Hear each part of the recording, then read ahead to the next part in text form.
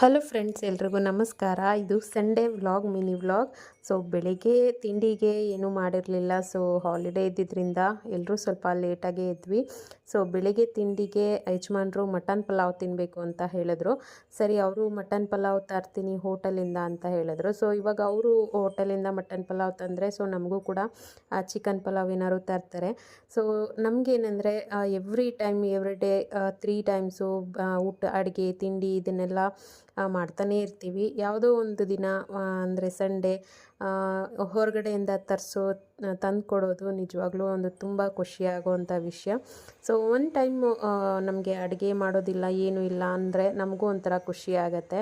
So ಹಾಗಾಗಿ Sunday ಬೆಳಿಗ್ಗೆ morning breakfast mutton pulao ಮತ್ತು ಚಿಕನ್ ಪಲಾವ್. ನನಗೆ ಚಿಕನ್ ಪಲಾವ್, ನನಗೆ ನನ್ನ ಮಗನಿಗೆ, ಹಾಗೆ ಯಜಮಾನ್ರಿಗೆ ಮಟನ್ ಪಲಾವ್.